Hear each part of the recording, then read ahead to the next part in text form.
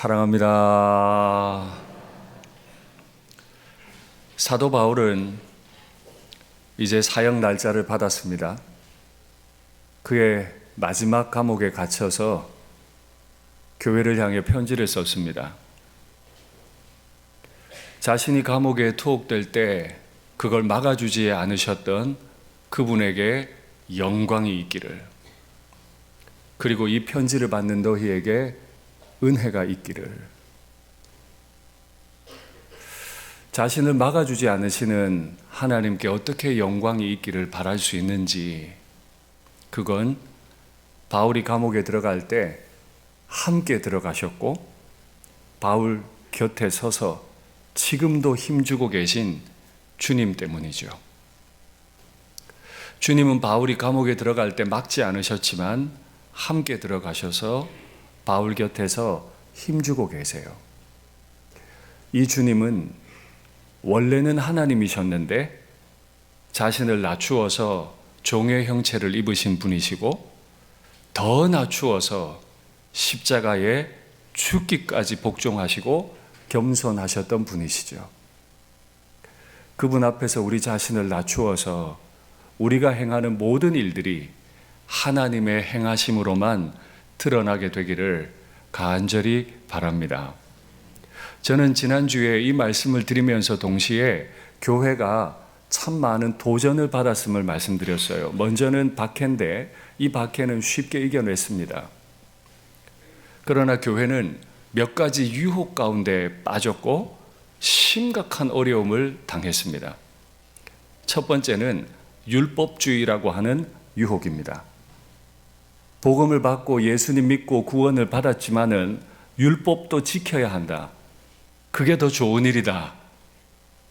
언뜻 듣기에는 좋아 보입니다만은 율법을 지키는 게 좋은 일이다라고 가르치는 순간 하나님의 구원의 복음이 약화가 되고, 율법을 잘 알지 못한 채로 교회에 들어온 이방인들과 율법을 이미 잘 알고 있는 유대인들 사이에 갈등과 분열이 시작이 돼버렸어요. 초대교회가 참 많이 경험해야 했던 두 번째 유혹이 바로 이 갈등, 분열, 다툼이었습니다. 이건 특별히 한 교회만이 아니라 신약 서신서에 보면 직접적으로 싸움에 대해 언급하는 성경도 있고 또 스치듯 설명하는 성경도 있는데, 초대교회 많은 교회들이 이 분열, 다툼, 싸움의 문제가 심각했어요. 신약 성경에서 가장 위대한 두 선교사 바나바와 바울도 예외는 아니었어요. 심히 다투고 갈라져 버렸죠. 신약 성경이 이걸 기록해 둔 건 사람이 살다 보면 싸울 수도 있는 거지. 선교사들도 싸웠어. 그러니까 너희도 싸워. 괜찮아. 모범을 보이려고 써놓은 게 아닙니다. 교회는 못나서, 심지어 사도조차도 못나서 싸웠지만은 그 싸움 가운데서도, 그 유혹 가운데서도 하나님은 하나님 자신의 일을 신실하게 행하셔서 열방의 구원의 복음을 전하셨다 하는 내용을 기록한 것뿐입니다. 한번 생각해 보십시오. 박해를 견디면서 교회 왔습니다. 세상의 모든 기득권이나 쾌락도 다 버리고 교회에 들어왔습니다. 그런데 왜 싸우죠? 왜 그런 사람들끼리 자꾸 싸우는 거예요? 다 버리고 들어온 사람들끼리 왜 자꾸 다투고 갈등하고 갈라지는 거죠? 기둥 같은 사도 야고보는 그 이유를 분명하게 우리에게 가르쳐 주는데, 저는 담임 목사로서 여러분께서 오늘 이 설교를 마음 담아 들으시면 좋겠어요. 야고보의 말을 들어볼까요? 너희 중에 싸움이 어디로부터, 다툼이 어디로부터 난다고 생각하니? 너희 지체 중에서 싸우는 정욕으로부터 나는 것이 아니냐? 야고보는 분명히 말했어요. 모든 걸 다 버리고 교회에 들어왔어도 싸우는 이유는 싸우는 정욕 때문이라는 거예요. 오늘 여기에 싸우다라는 말이 있는데 이 단어 폴레모스라는 단어는 일반적으로 거대한 전쟁을 설명하는 단어입니다. 전쟁이 일어난다고 할 때 이 폴레모스라는 단어를 써요. 지금 교회 안에 뭐가 일어났다고요? 전쟁이 일어났어요. 교회 안에요. 다 버리고 들어온 교회 안에서. 두 번째, 다툼이라는 말은 우리가 흔히 아는 일반적으로 티격태격하는 다툼을 말해요. 이런 전쟁이 교회 안에 일어나고 티격태격 다투는 게 왜 일어난다고요? 싸우는 정욕이라. 이 싸우다 하는 이 단어는 스트라투오라는 단어죠. 이 단어도 마찬가지입니다. 격렬하게 전쟁하다 혹은 군인으로서 참전하다 이런 뜻이에요. 교회 와가지고 군인같이 싸운다는 거예요. 싸우는 정욕이라고 했는데 이 정욕은 헬라어로 헤도네라고 합니다. 이 헤도네라는 말의 뜻은 쾌락을 강력하게 추구하는 욕심이라는 뜻이에요. 쾌락을 강력하게 추구하는 욕심. 그러니까 싸우는 정욕, 헤도네는 무슨 말이에요? 싸우는 쾌락이 있어서 싸우고 나면 오는 쾌락이 있잖아요. 막 싸우는 쾌락이 있어요. 그 싸우는 쾌락을 막 붙들려고 하는 정욕 때문에 교회 안에서 전쟁이 일어난다는 거예요. 이건 제 말이 아니에요. 사도의 가르침이에요. 박해를 견디면서 왔는데 모든 기득권 버리고 교회에 들어왔는데 쾌락도 다 절제하며 교회 안에 들어왔는데 교회 와서는 싸우는 쾌락의 정욕을 이겨내지를 못해서 그것 때문에 전쟁같이 싸우고 티격태격 싸운다는 거예요. 이기려는 사람들 몇 그룹이 있죠. 먼저는 국가대표 생각해 볼까요? 태극마크 달고 정말 투지와 근성을 가지고 힘써 싸워서 메달을 땁니다. 우리는 그에게 경의를 표하죠. 시정잡배들도 있습니다. 자신들의 유익을 위해서 동네 깡패같이 행동하고 다닙니다. 어떻게든 싸워 이겨가지고 돈을 뺐죠.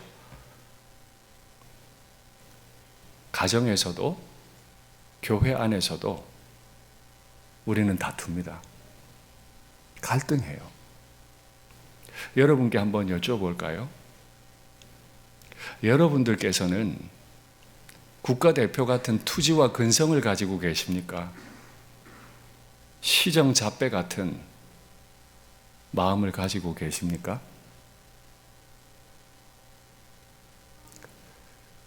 교회 안에서 온유하고 겸손한 분들이 투지와 근성이 없어서 고요하고 화목하게 지내시는 게 아니에요.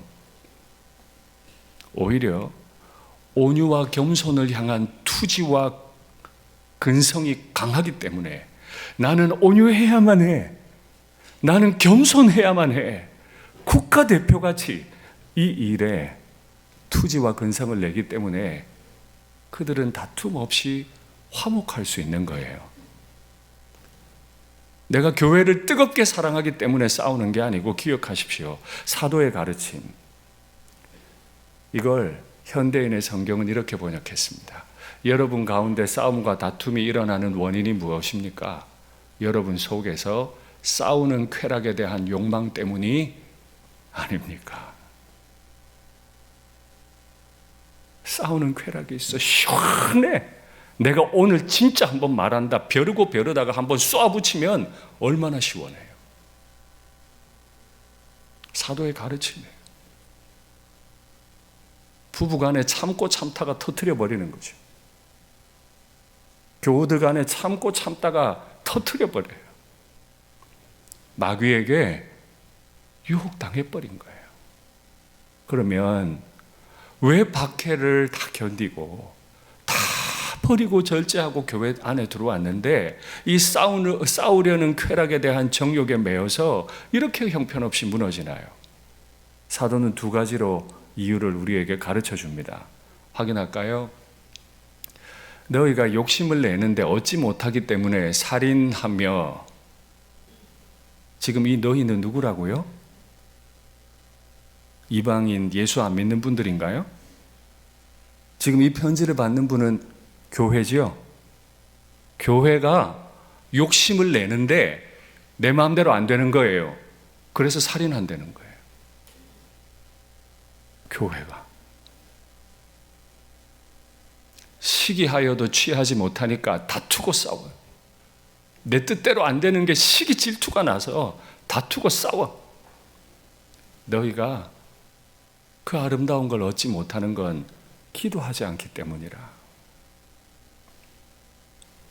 그러니까 교회의 첫 번째 잘못은 뭐예요? 간절히 국가대표같이 투지와 신념을 가지고 근성을 가지고 주님 앞에 기도는 안 하고, 그래서 받지 못했는데 받지 못했다고 살인을 하고 싸우면서 가지려 한다는 거예요. 기도를 안 해서라. 그러니까 말이 이렇습니다. 무언가 가지고 싶은 게 있으세요? 교회와 가정에서 반드시 이렇게 되어야 한다라는 생각이 있으세요? 다투지 말고 소리 높이지 말고 국가대표처럼 간구하십시오. 우리가 국가대표처럼 간구하면 하나님이 들으신다는 거예요. 그러면 사람 앞에서는 뭐 할까요? 온유하고 겸손한 품위를 가지십시오. 그러니 이제 우리는 우리가 뭘 해야 할지 압니다. 두 번째, 다 버리고 온 교회가 왜 이렇게 싸우는지 설명합니다. 구하여도 받지 못하면 열심히 기도합니다. 새벽마다 밤마다 막 기도합니다. 그런데도 받지 못하면 그 속에 정욕이 있어요. 내 뜻대로 해내고야만은, 내 방식에 맞추고야만은 그 정욕, 그게 있어요. 그 정욕을 가지고 간절히 기도하기 때문이다. 근데 정욕을 이루기 위해 간절히 기도하는 이들에 대한 사도의 비유를 보세요. 간음한 여인들아, 열심히 기도하는 성도들을 향해 간음한 여인들아, 세상과 벗된 것이 하나님과 원수됨을 알지 못하느냐? 그런즉 누구든지 세상과 벗이 되고자 하는 자는 스스로 하나님과 원수되는 것이다. 보십시오. 마음에 내 뜻대로 하고 싶은 정욕을 품었어요. 싸워서라도 하고 싶은 정욕을 품었어요. 이대로 적극적으로 하나님을 껴안으면 하나님이 싫어하는 걸 품고 하나님을 껴안은 거니까 이건 하나님 보시기에 너무 경멸스러운 간음 같은 행동이에요. 딴 여인을 품고 내 아내를 품는 것과 같아. 그래서 하나님이 교회를 향해 그건 간음이야. 네가 그 간음짓 계속하면 너 내 원수 돼. 와, 정말 무서운 말입니다. 정말 무서운 말입니다. 이건 아무도 알지 못해요. 나만 알아요. 진짜 새벽기도 열심히 나오고 밤을 새워 기도하고 교회 충성 봉사하는데 그 사람이 간음하는 사람일 줄이야. 그 사람이 하나님의 원수일 줄이야. 하나님 이렇게 여기신다는 거예요. 그러니 오늘 말씀 받고 우리 자신을 잘 살펴야만 합니다. 얼마나 기도했느냐로 이제 말하면 안 돼요. 기도의 열매가 뭐냐는 거예요.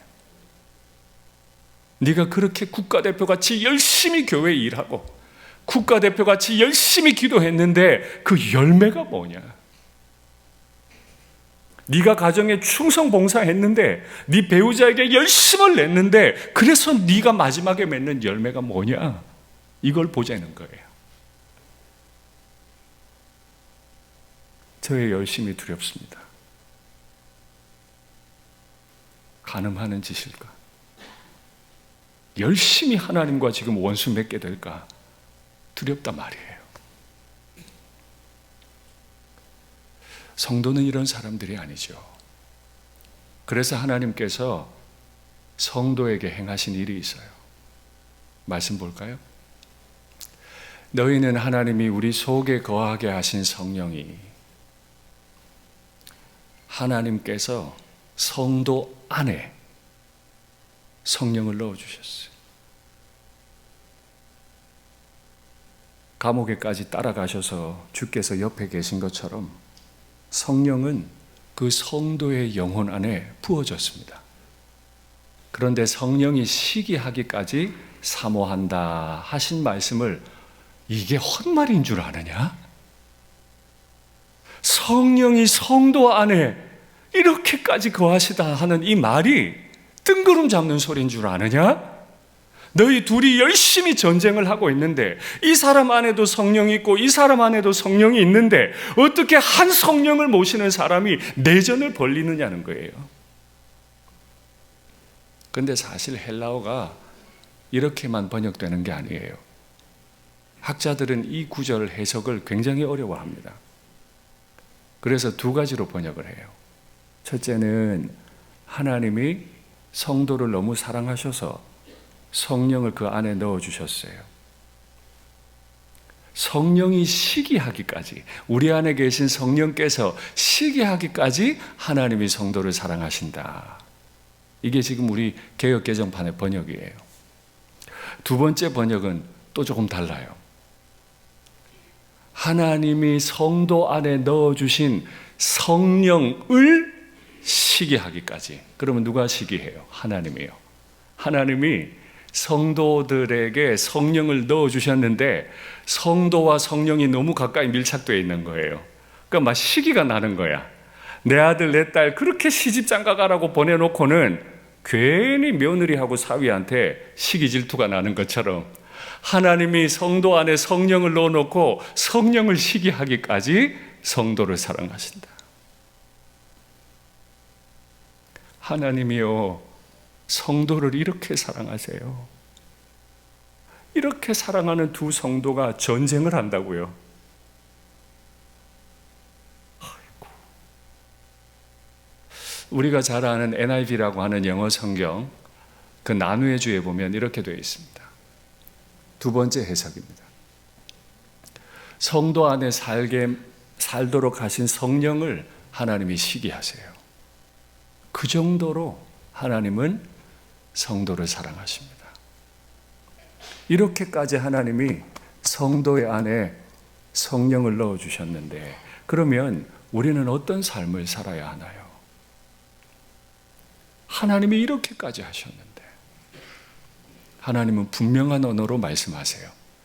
그러나 더욱 큰 은혜를 주시나니, 하나님은 성령을 시기하기까지 혹은 성령이 시기하시기까지 우리에게 은혜 주셨지만은 거기에 비해서 또 더 큰 은혜도 부어주신다. 자신을 내어주시고도 더 큰 은혜를 주신다. 이렇게 좋은 사람들이 성도예요. 그러므로 일러스되 하나님이 교만한 자를 물리치시고 겸손한 자에게는 은혜를 주신다 하셨다. 여기 이 물리치시다 라는 헬라어 단어가 안티타소입니다. 제가 2주일 금요 기도회 때 휘포타소라는 단어를 계속 들려드린 일이 있습니다. 휘포 아래로 내려가서 타소 차렷하다. 그런데 하나님이 오늘 뭐 하신대요? 안티타소, 성도의 맞은편에 딱 서서 차렷한다. 뭐 하려고요?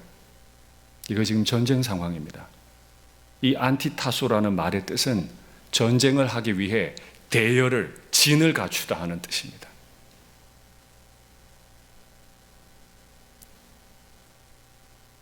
하나님이 교만한 성도를 향해서 전쟁하실 준비를 하신다는 거예요. 여러분 감당하실 수 있어요? 성도를 너무 사랑해서 자신의 아들을 십자가에 죽이신 분이, 성도를 너무 사랑해서 성도 안에 성령을 넣어주신 분이, 그 성령을 시기하기까지 성도를 사랑하시는 분이 너무 화가 나서 대열을 이루고 오늘 너 나랑 한판 붙자. 이거 감당 가능하세요? 교만은 이런 거예요.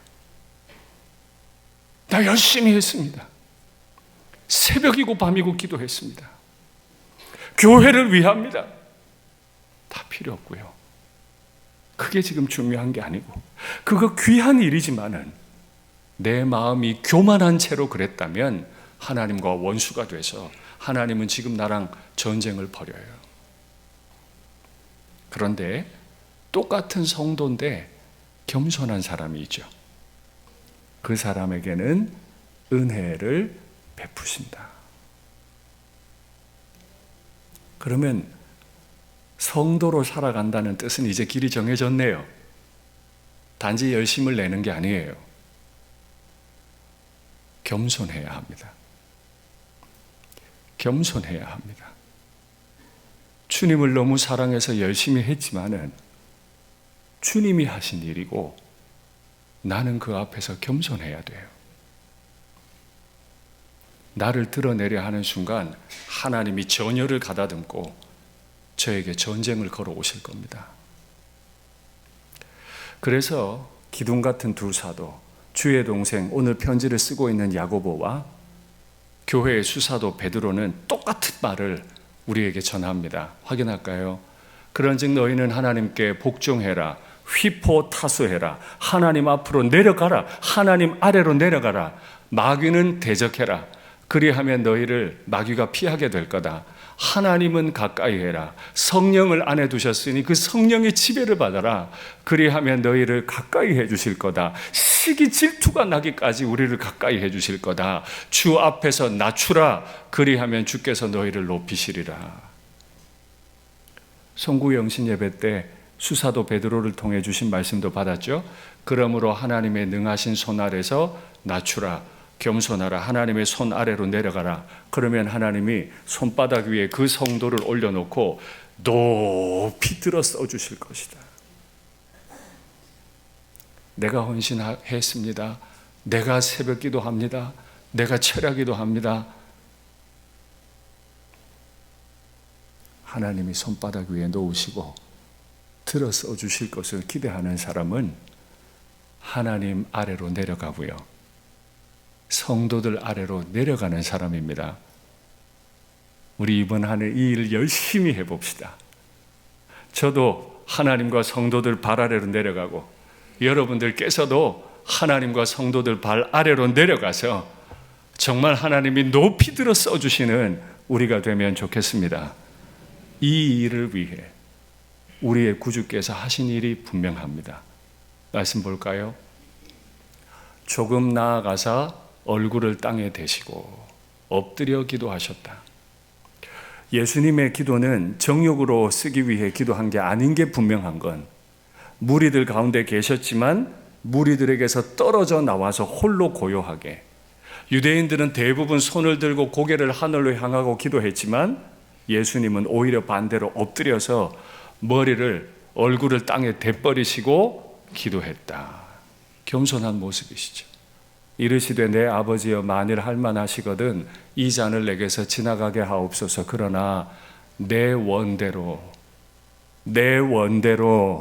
마시옵고 아버지의 원대로 하옵소서 하시고, 만일 예수님이 땀이 핏물같이 흐르도록 열심히 기도했더라도 뒷구절 내 원대로 해주십시오, 정욕을 따라 기도했다면 예수님은 수많은 가늠한 여인들 중 하나,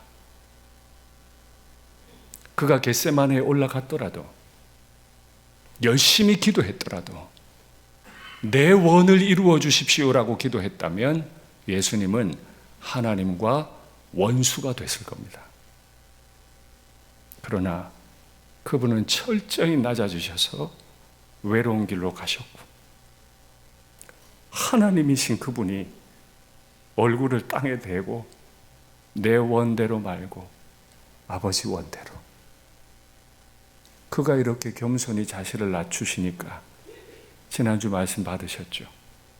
그를 지극히 높이셔서 모든 이름 위에 뛰어난 이름을 주사 모든 백성들이 그 앞에 무릎 꿇게 하시고 영광을 돌리게 하셨느니라.